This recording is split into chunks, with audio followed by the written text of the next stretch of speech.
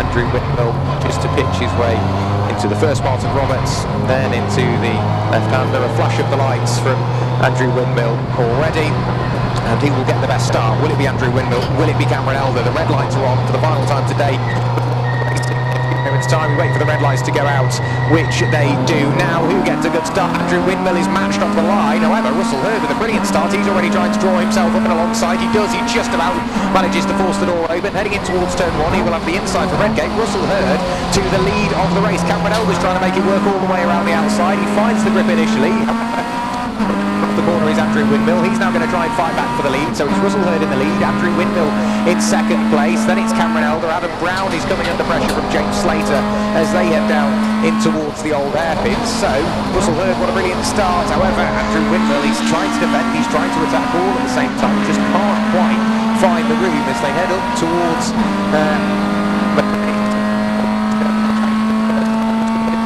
in the lead. Andrew Windmill keeping him honest at the moment. Cameron Elder under pressure from what now is Adam Brown. Adam slightly earlier on the brakes. He loses a bit of time on the run through McLean's. James Slater is still there or thereabouts. A couple of locked brakes on the run towards McLean's, but for the most part everybody has kept it in between the white lines and kept it on the road for the moment. Down the back straight we go once again. Who will appear first? Will it be Russell Hurd? Will it be Andrew Windmill?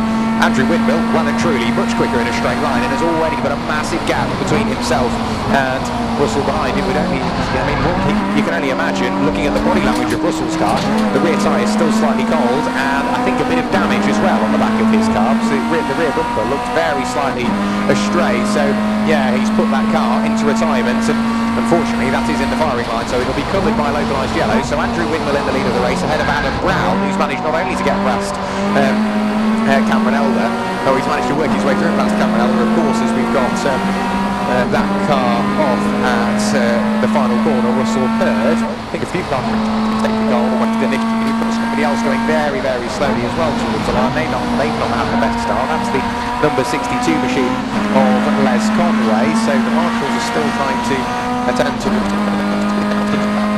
clearly all is well there. I'm not sure exactly what happened, but Andrew Windmill still leading the way from Adam Brown. Then it is James Slater ahead of Cameron Elder and Richard Bethel. There's Adam Brown, James Slater, then it's Cameron Elder. Richard Bethel is just a little bit further back there. He is.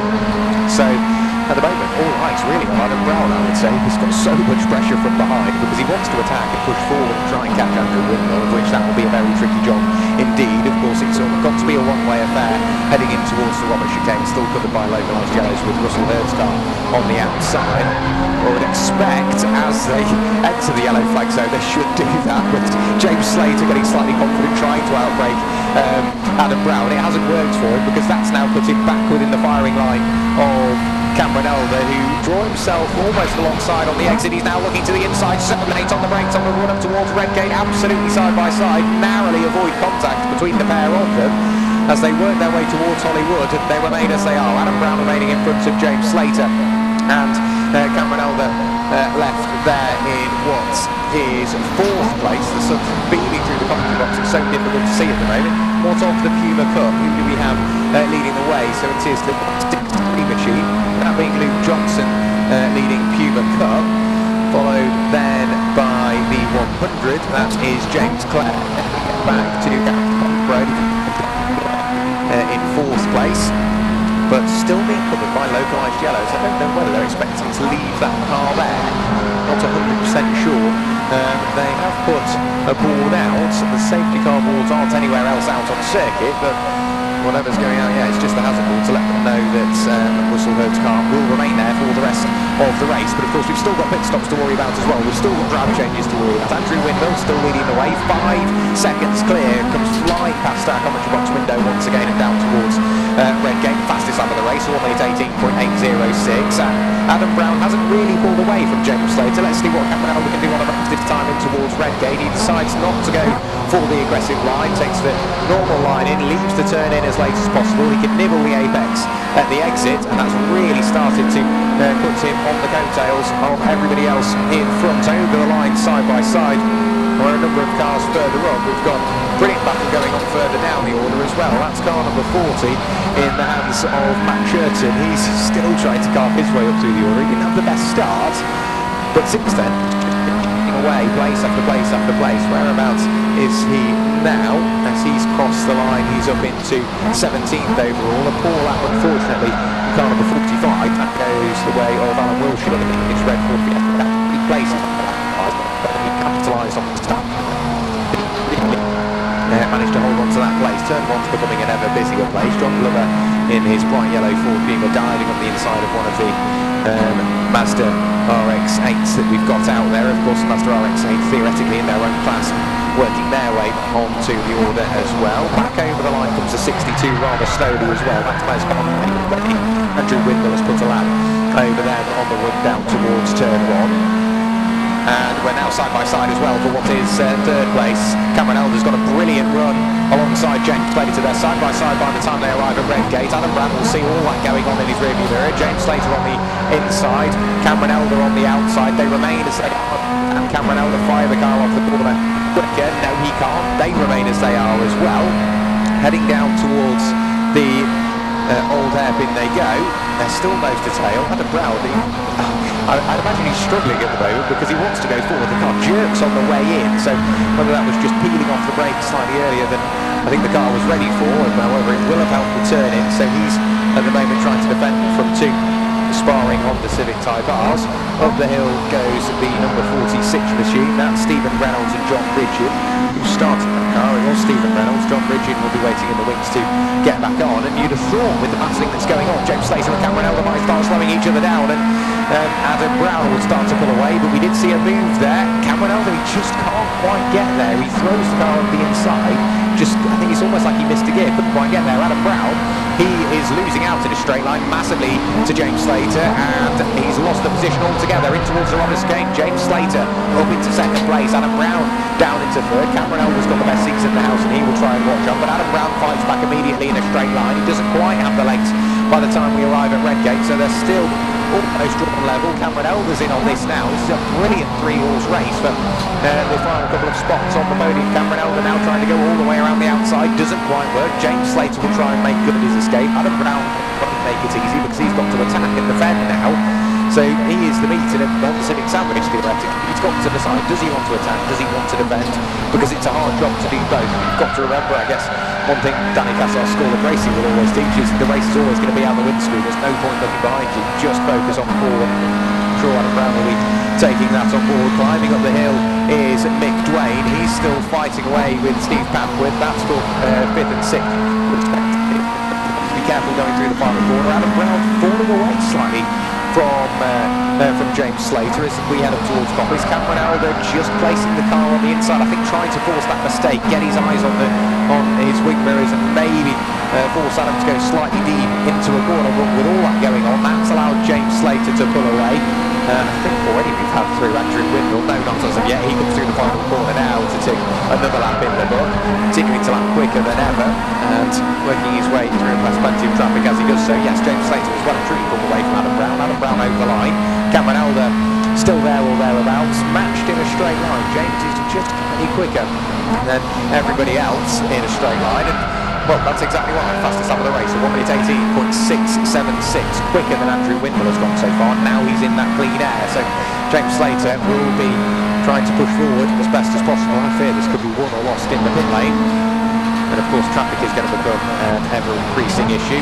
Adam Brown wants to make that in towards the old hairpin. Yes, he's managed to work his way through, taking the line through the old hairpin. Cameron Elder left without in regards to diving his way up through the inside. The start-finish line gets ever busier as well. That's the 106 of John Allen fighting away with Stephen Johnson's car. Is it Stephen Johnson behind the wheel? Yes, it is. Hugh Pearce yet to take over. Was that a battle for overall position? Yes, it was. That's right. The 9th class 8, pardon me, 15th, 16th, respectively. On the exits of turn 1, it gets busier and busier and busier, doesn't it ever? Down in towards the old hairpin.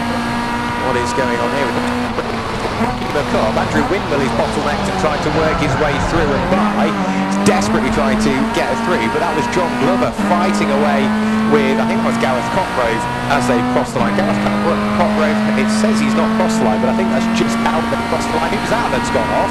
somebody in towards Redgate. That's the one corner key. So Toby Horn in his MGZR has fired it in towards the gravel, and he's just about going to get it out, I think. Has he dug a hole? He's desperately trying. He finds a clear piece of track, nice and gentle on the clutch control on the throttle, and the car carries on. So covered up by localised yellows as ever, brilliantly quick on that worthy Donington Park Marshals. John Glover climbing his way through Starkey's Bridge and up towards Schwant's Curve. The pit window is now open. The pit window's just open then, so you've got to dive into the pit lane and make sure you are the right side of the mandatory time. But John Glover, that was a good show of pace there. He looks slightly quicker in a straight line. I don't know whether he was slightly quicker than Gareth Cotgrove, but now he's still got to try and negotiate some traffic. Adam Brown is carving his way through a pass. I would say Adam Brown has got closer to James Slater. I don't know whether James has had some sort of mistake or held up slightly by traffic, but with the pit window open it could still all change, because somebody could dive in, be the wrong side of the 1 minute 30, or be the right side, but a little too right of the side, and then start to fall away again. Cameron Elder hasn't had the best final few laps because he's really dropped away from Adam Brown is all over the tail of James Slater as they cross the line. It was only 0.3 of a second separating the pair of them. Will we have any callers to the pit lane now the pit window is open? Nobody as of yet, however. A very slow car coming out to the final corner. That's 420, so Kev Smith in his orange and grey Honda Civic Type R, he dives in towards the pit lane. He was very slow on the way out. It looked very clean. I don't think he's... I think it's just pit windows open because we're now 28 and 3/4 minutes of the race to go. So we've got the Hutchins in as well, they're heading towards you. Yep, they are. So in towards me where I'm stood now comes car number 420. So that's one of those you alluded to, Kev Smith. The Hutchins are more towards pit lane entry end of where we stood. So that car into the pit lane, which looks as though it's running slightly different than I've seen in the past. It's just Dave Hutchins, isn't it? Just in that car this week. Yes, it is. Sheridan Top. No, it is just Dave Hutchins. I can't correct me, you'll have to correct me if I'm wrong. I think he's running Civic Cup at one point, or a car with a very, very similar livery, yeah. Richard Bethel is into the pit lane. We've also got the Ford Fiesta trundling its way down the five, I think, that's working its way down the pit lane as well. Yes, indeed, yes. It is. Yeah, we do have a change to report as well. James Slater with a slightly slower lap, and into the pit lane comes James Slater at a rapid rate of knots. Desperately tries to get the car slowed down before the marker. I'd say the front left of that car, I don't know whether that was bodywork missing or rubber.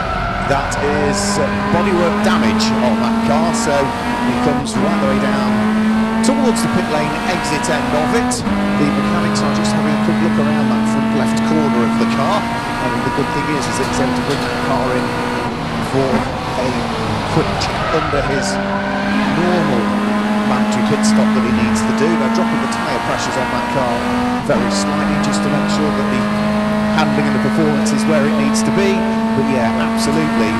Now whether that is contact with another car or whether that's contact with a bit of a tyre stack, it's only black the market has pushed in the bumper.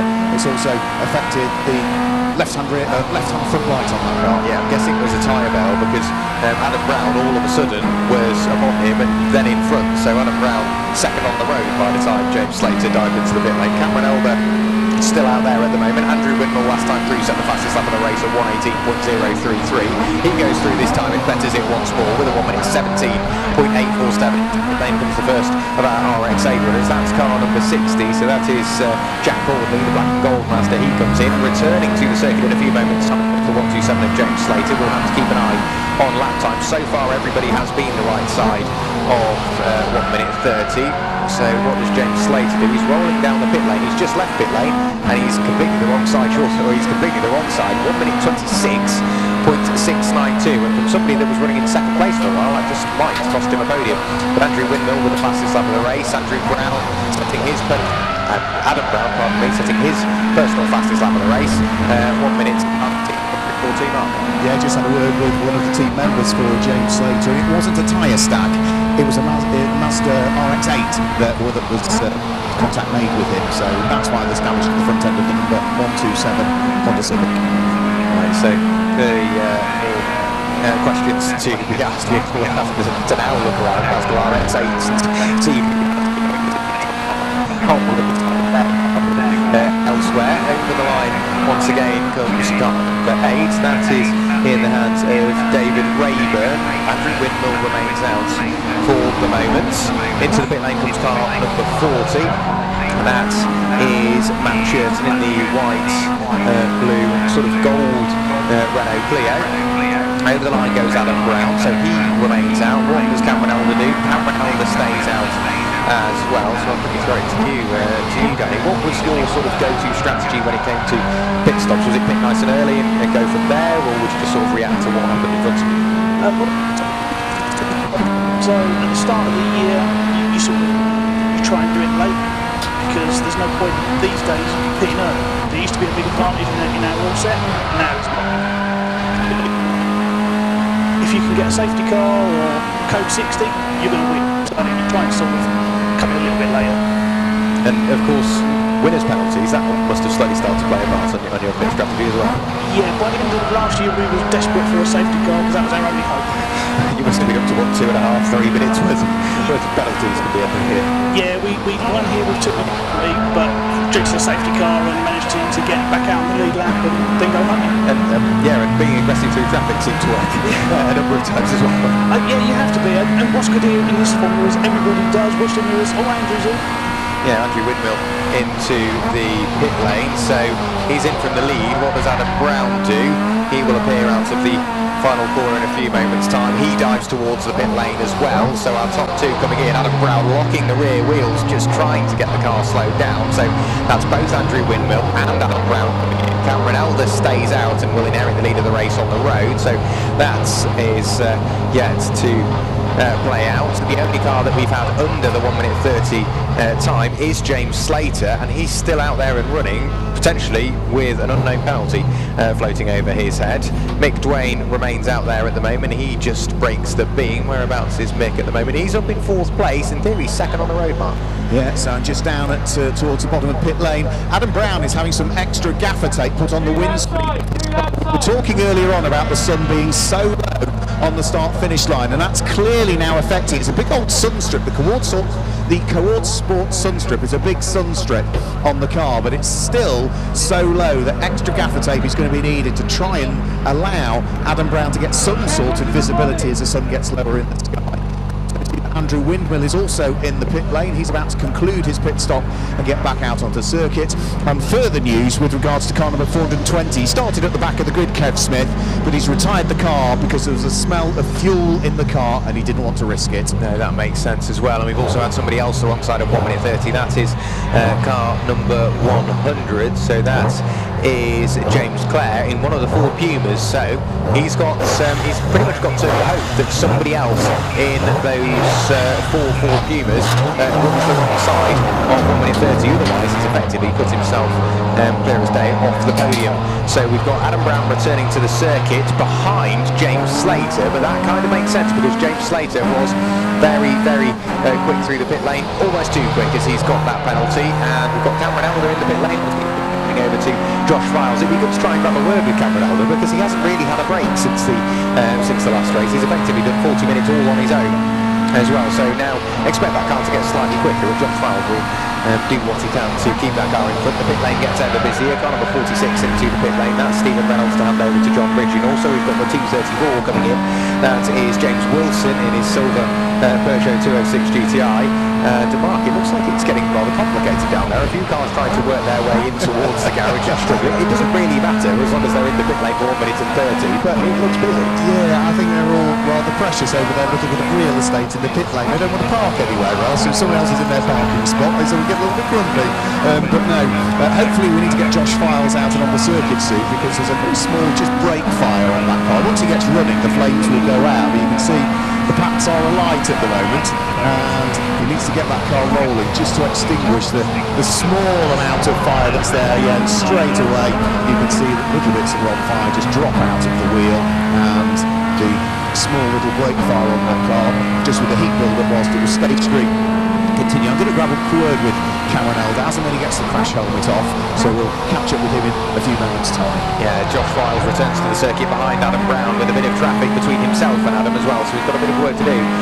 There's Josh Files, and somebody that went into the pit lane but hasn't returned since is the 318 machine, so Richard Bethel in his sort of blue and green Renault Clio, who hasn't returned unfortunately, so whatever's going on with that car, potentially in towards the paddock, and it's not quite pinged it on the exit.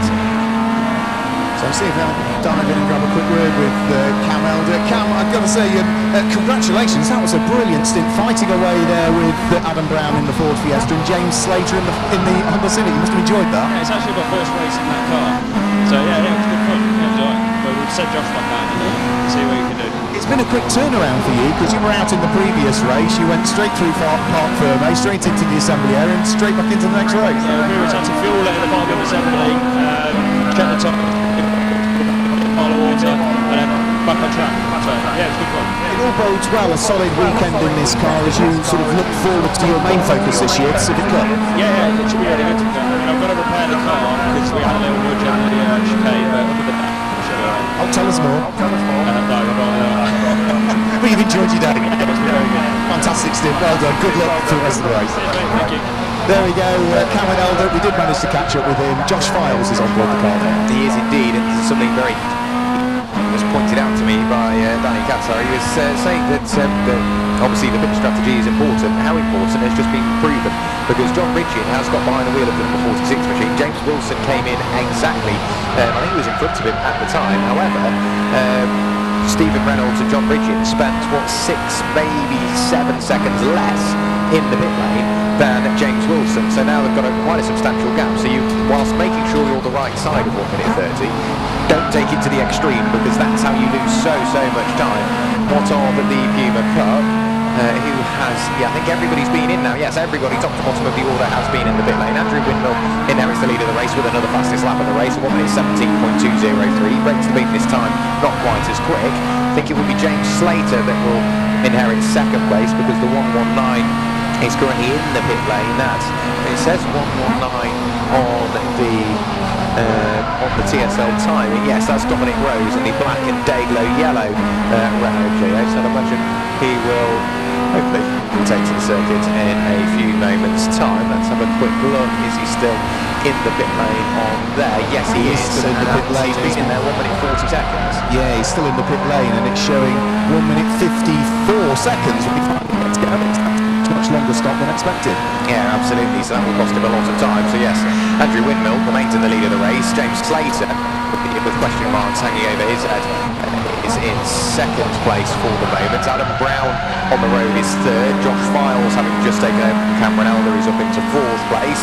And now retaken to the circuit is the 119, as you mentioned, Mark, that being Dominic Rose. Yeah, I just had a quick word with the mechanic afterwards. They got him rolling at 1 minute 54, and the mechanic came over to me and said, it's 2 minutes, isn't it? No, 1 minute 30 pit in to pit out. Yes. I won't tell you the next word that he said. No, I'd imagine, appropriate adjectives were used. We do have somebody off at turn 1 as well. They've managed to get going again, dug themselves out of the gravel, one of the RX-7s, or RX-8s, pardon me, that is the silver and orange machine. The Puma Cup is really starting to close up as well. I think the car that find or deposit themselves in the gravel at turn 1 will have been Stuart Early potentially, but the Puma Cup battle is getting closer and closer and closer. That's Gareth Cotgrove, as well as the 100 machine in that of James Clare, the silver and blue car. But of course, he's got a question mark over his head. We've now got Josh Files behind the wheel of the Honda Civic, and he's really starting to close up on Adam Brown. So with James Slater potentially with a penalty awaiting him from the end of the race, this could be the battle for the second step on the podium. So Josh Files, he's got a lot of work to do. Adam Brown pretty much on the 3 wheels approaching the old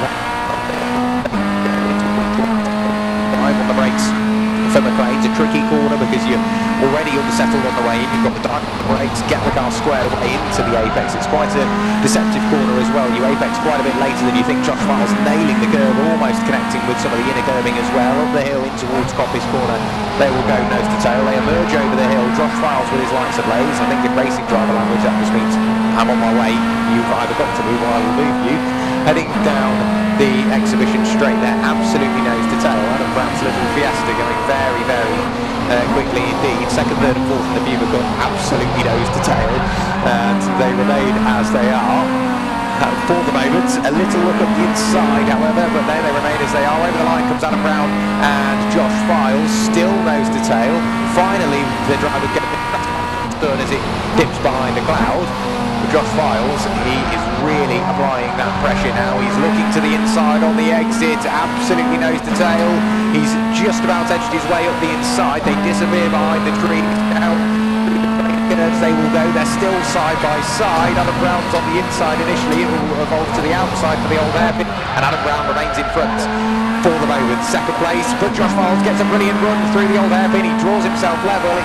He's on the outside for the run through Starkey's Bridge, the outside for Schwanskirk. If he can stay there long enough, it will be the inside for the run up towards McLean's, and yes, Josh Files just about nips his way in front of Adam Brown. He really, really had to work for that position.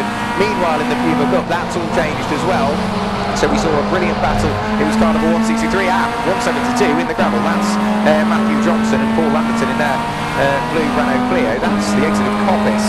I think that car has ran wide, but we have had a change in the Puma Cup. By the looks of it, John Glover has worked his way in front of Gareth Cotgrove. No, worked his way in front of James Clare. So that is up to what is third overall in the Puma Cup. I think James Clare already has a penalty hanging over his head as well. The next car for John Glover to catch up to will be Gareth Cotgrove on the brakes in towards Redgate. He's got Josh Files all over his tail. Of course, Josh Files is desperately trying to win away on Adam Brown, who is still there or thereabouts. Do we still have yellow flags up at Coppice? Yes, we do. So wave yellow, so the car is still deposited in the gravel. So Matthew Johnson and Paul Lamberton, who started that car, it was Matthew Johnson, so Paul Lamberton behind the wheel, unfortunately depositing that car into the gravel track. Gareth Cotgrave is disposed of by Josh Files and Adam Brown. And whilst we've got a bit of time to breathe, Danny, at this stage in the race, of course, you've done your pit stop. You just want to be out there running on your motor, just chipping in at that time. Does traffic become more of an issue, less of an issue? Yeah, you've just got to try and battle through.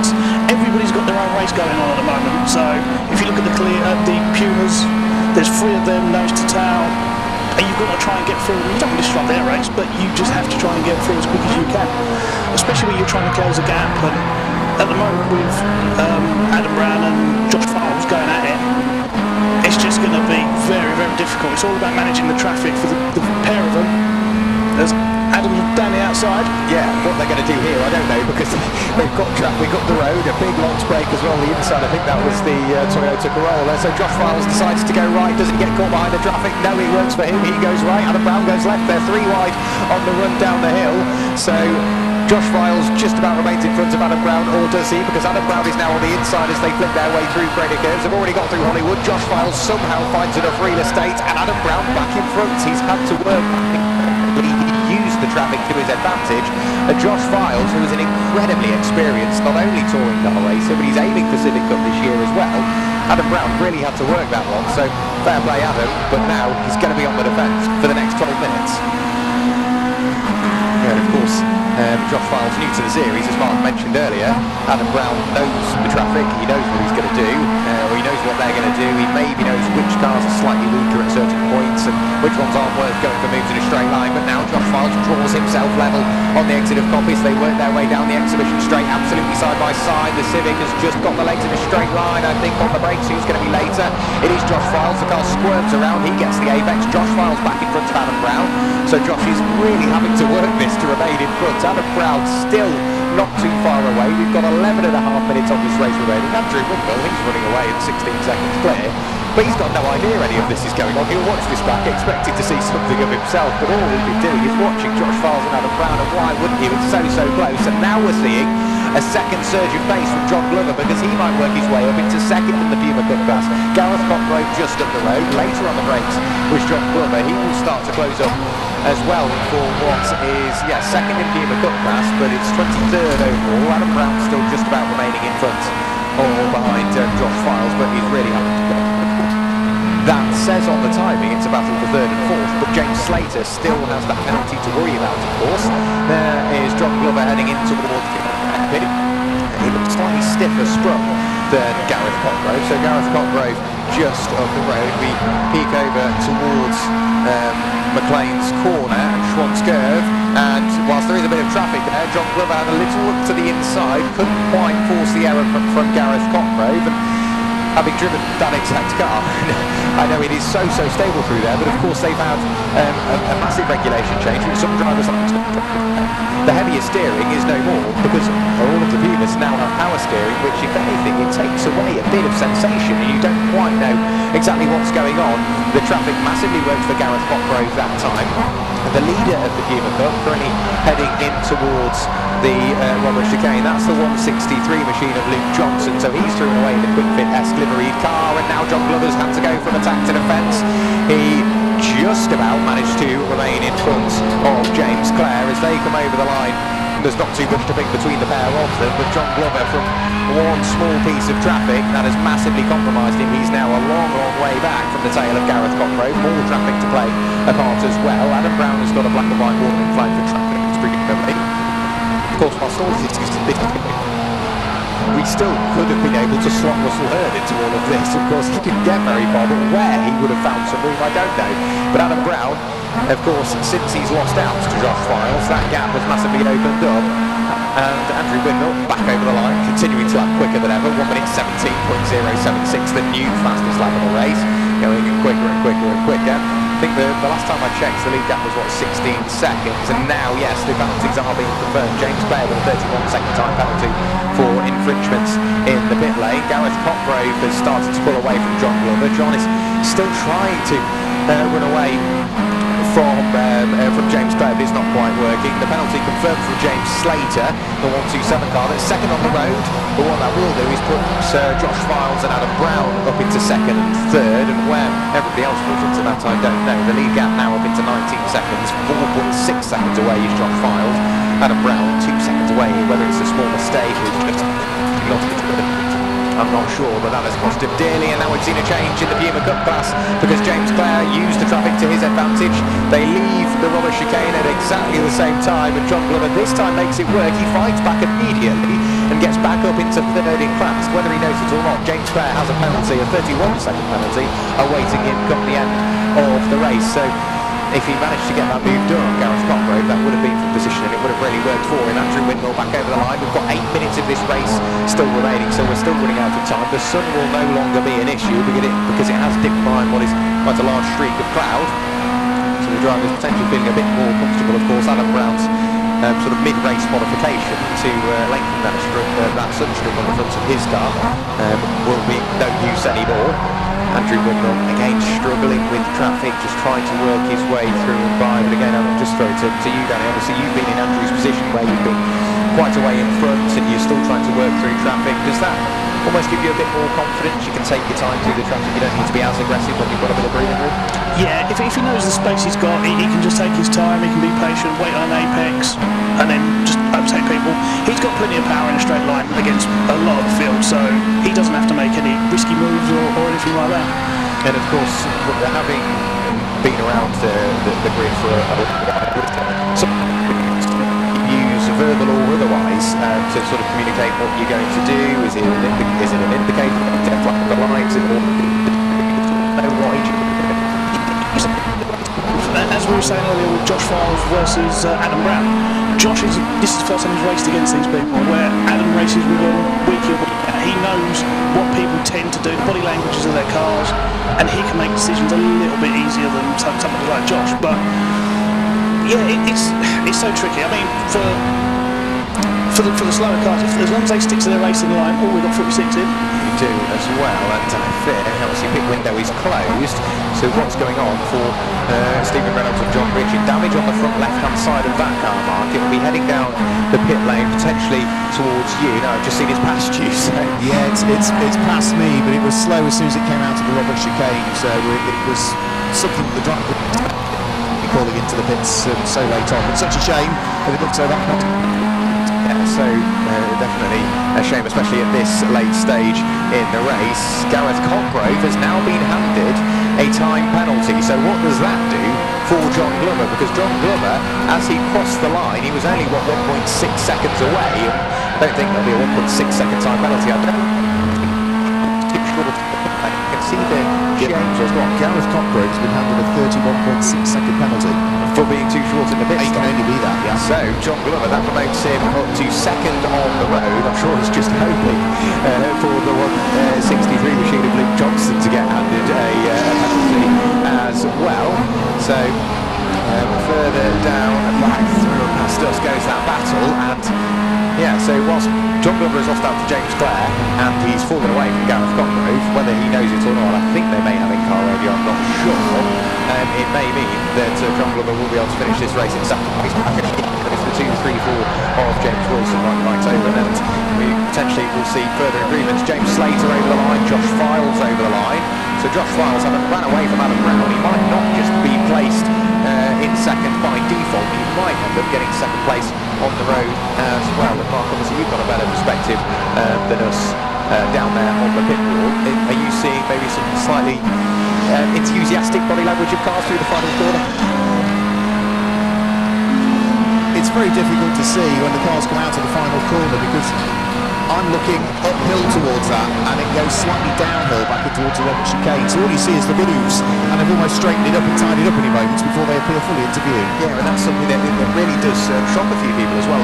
The elevation change, obviously around Donington Park, it is very, very vast, because you've got all the way down the Craner curves into the old hairpin, and then up to Coppice, and even all the way up to McLean's. That is very much uphill affair. But coming out to the final corner, it surprises a lot of people. It is uphill, so you come out to the Robert chicane, you go uphill, and then in theory it's downhill right the way down towards Redgate. So James Slater, even with that, still racing on. He's not going to make it easy for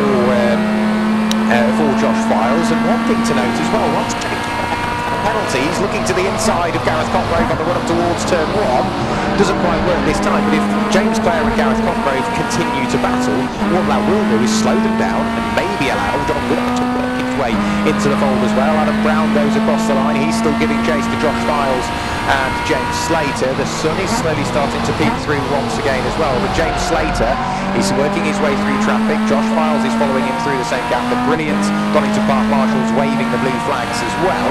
And of course James Slater, he has that penalty, but Josh Files is definitely going to push for this one as well. Danny, I'm not sure in your experience, I'm sure you've picked up a few penalties over the years. Regardless of penalty or not, you still race like you're going for that position. Oh, you have to, because you don't know if it's a mistake or anything like that. You just need to just do your job and get to the end and as quick as time you can. Yeah, And of course, come the end of the race, you might figure it out, but you can still get out of the car with a massive smile on your face, even with that penalty once it's applied. Oh yeah, we're all here to go racing and go wheel to wheel, and the racing have gone today between now sort of James and Josh Files and Adam and Josh Files. That's what we're all here for. We want to go wheel to wheel and have a good battle. Yeah, absolutely, and people showing us how to do that perfectly is a Puma Cup, because whilst it's not the battle for the lead, we've got 4 cars, all 4 cars, separated by very, very little indeed. So Gareth Cochrane leading James Clare, leading John Glover at the moment, but of course James Clare has that penalty, Gareth Cochrane has that penalty as well. But what that has done is bring John Glover right the way up to the podium places, and whilst on paper I'm sure it will figure itself out, and whether John Glover knows it or not, he is in theory running in second place at the moment, but he's still out there for a good battle as well. You may see, because of course both of James Clare and Gareth Cochrane have penalties, whilst they're not racing for second and third as they think they might be racing for third and fourth, because once penalties have been applied, if they swap around now, it might benefit one more than the other. Josh Files is still leading up to James Slater, but they're now approaching that Puma Cup battle as that works its way in towards McLean's. It's a very, very busy section of circuit. I think Josh Files managed to really make the most out of that. Yes, he did. He has got in front of James Slater. So James Slater, penalty still to be applied, but Josh Files has managed to work his way through and past the rest of the traffic, the bear of them, yet all the way through and past pretty much all 4 Puma Cup cars now, heading down the exhibition straight. We've got a green flag being waved on the exit of the final corner, so I don't know whether somebody went slightly even rattled through the ground, but I can't see anything. Green flag has been withdrawn, yes it has. Josh Files over the line, James Slater over the line, absolutely side by side. Whilst James Slater has a penalty, he's going to race like he doesn't, and look at how quick he is in a straight line. Comes over to defend from Josh Files. The battle between James Clare and Gareth Congrove remains closer than ever. John Glover's got the best seats in the house and he's watching on as well. But with Josh Files still there, he's pushing James Slater further and further up the road, egging him on to work his way through past traffic, because they will know that Adam Brown is slowly starting to get closer as well. All of this battling, Adam Brown is only there as well.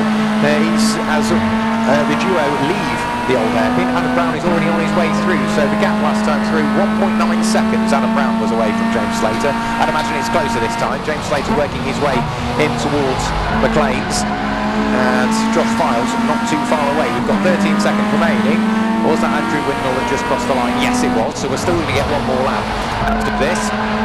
Adam Brown really isn't too far away. One small mistake from either Josh Files or James Slater. Granted, James Slater has that penalty. Josh Files makes a mistake by way of defending or attacking, whatever he may. Adam Brown is well and truly there to pick up the pieces, so into the back again goes James Slater. Adam Brown still giving chase to Josh Files. Josh Files so quick on the exit of the Roberts chicane.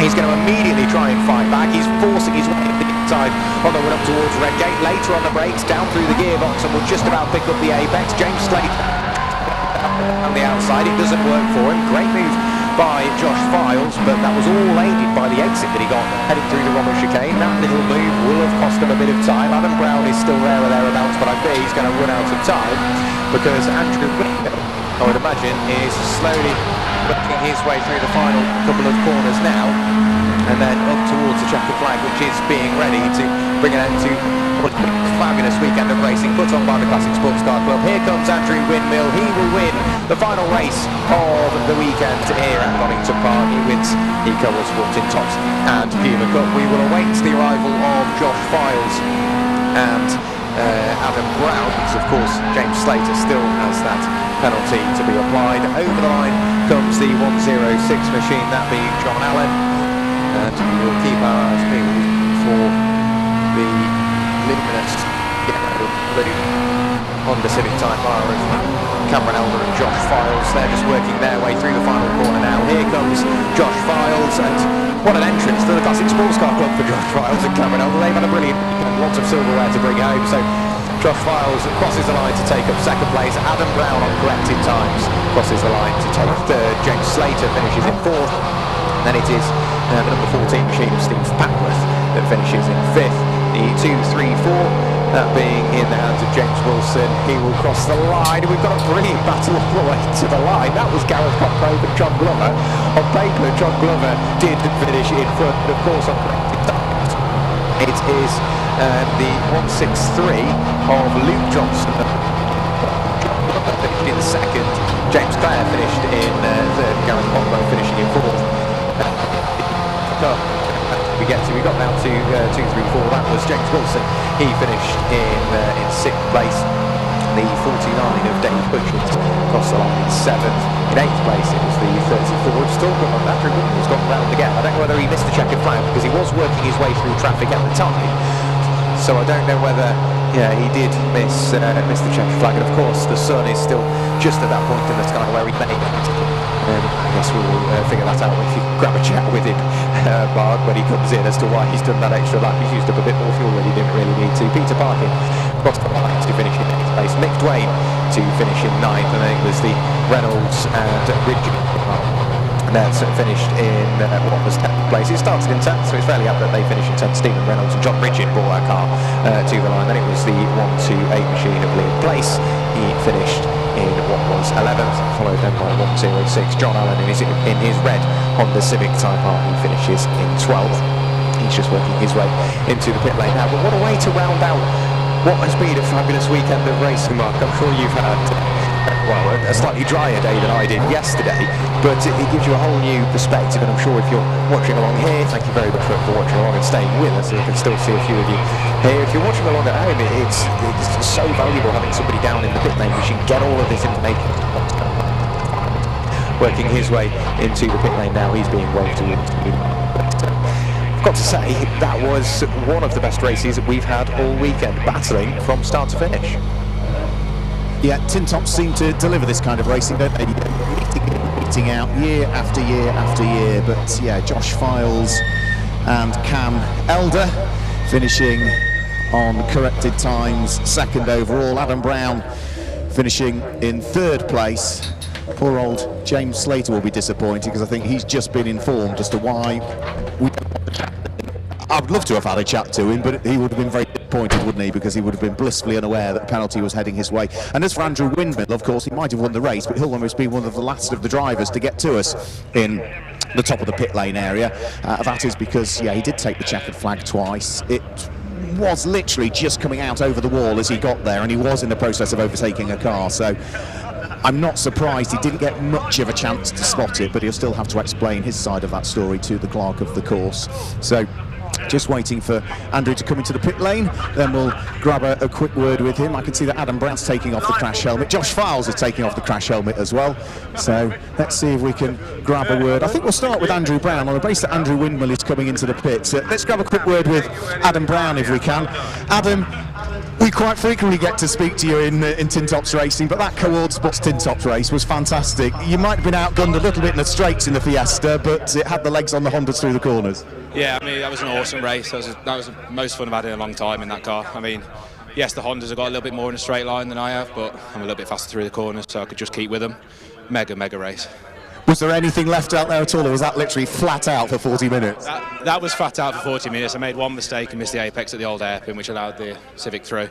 But other than that, that was quali lap after quali lap, and that was just awesome. You're a tall lad where you sit in the car, and as the sun started to come down, I spotted in the pit stop, you were clearly aware of the lack of visibility, so an extra couple of rows of gaffer tape to sort it out and give you that view. Yeah, I've already got a deep sun strip as it is. We looked at it just before our race. I thought we probably should put a bit more on there. Halfway through the race, it just dipped below the sun strip, so I said to my dad, just put some more tape on it. Yeah, I didn't want to miss the lights at the start, which is why we didn't go really deep, but halfway through it doesn't matter. Great start to the year, well done. Brilliant, cheers. There we go, so there's Adam Brown. Let's see if we can bring in